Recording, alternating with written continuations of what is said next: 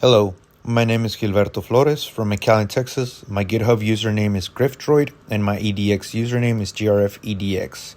The case I'll be presenting was disclosed late May and early June 2024. Today is October 16, 2025. I chose this topic because after going through the course, I grew to appreciate multi-factor authentication and its benefits in security. I'll be presenting a breakdown of a significant security incident, the Snowflake 2024 breach. This case involved an advanced persistent threat, or APT, and major weaknesses in identity and access management, or IAM. In 2024, Mandiant attacked a threat actor known as UNC5537, a financially motivated attacker.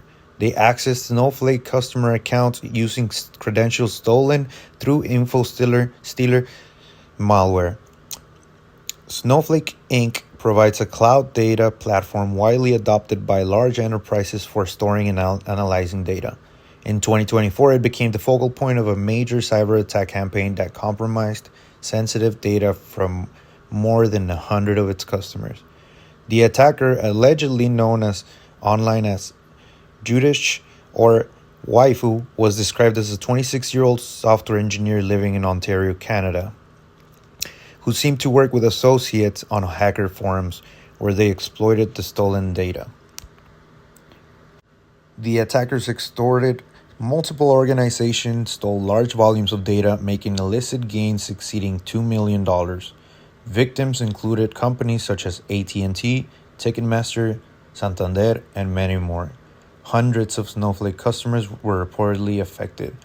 This incident illustrated advanced persistent threats, which involve sophisticated, persistent, and often financially or politically motivated actors, also highlighting insufficient identity, credentials, key, and access management, which we'll explore more in detail shortly.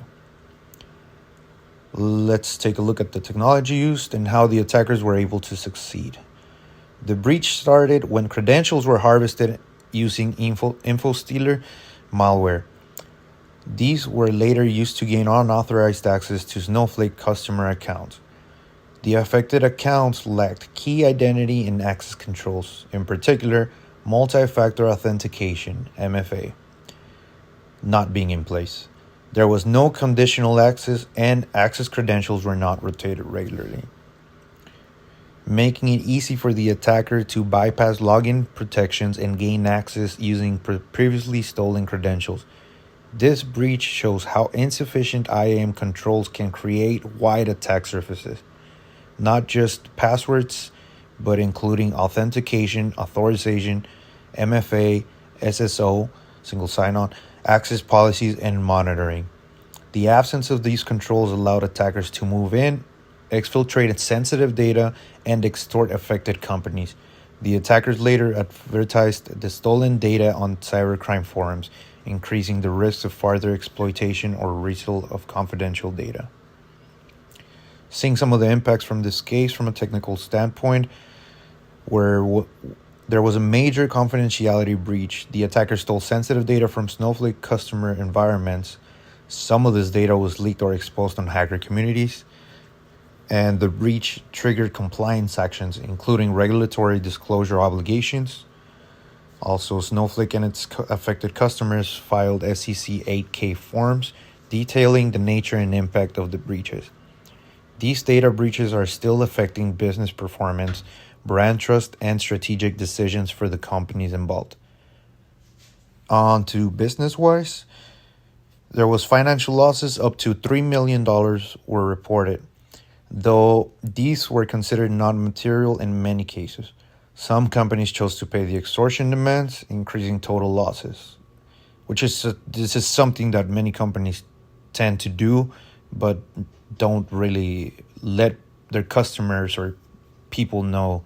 A lot of companies have funds set aside just to pay extortions, which happens a lot more often than people think. Affected organizations had to engage with top-tier incident response teams like Mandiant to conduct forensics, threat containment, and recovery. Snowflake also participated in joint investigations to explore new product security strategies. For future reference and for mitigation, could this have been avoided, and what can we learn for the future? Some of the mitigations we could consider are preventive ones, being strong authentication. Always implement MFA, especially for privileged access and sensitive data. Anti-malware protections, protect user endpoints from malware that can steal credentials and other delicate personal information. Least privilege access, limit and only give the users the access they need, nothing more, just enough so that the user can go through the service as intended. Corrective mitigations. Security breach notification. Report breaches promptly according to applicable laws and SLAs. Again, which is something that companies try to extend. They do have a limited amount of time that they have so they can let know to their clients and authorities when a breach has happened. But it seems that the culture isn't there yet where every company is doing what they're supposed to when they're supposed to. Supply chain security assessments. Vet all vendors and third parties that access your system. Vulnerability and patch management. Regularly fix known issues across all systems and tools. As we know, these are just corrective mitigations, which are unfortunately done after learning that actions have been taken against the systems. For a good note, this is a good case that should serve as a precedent for any future attacks or leaks, MFA failures, and other security failures that could happen in the future. Thank you.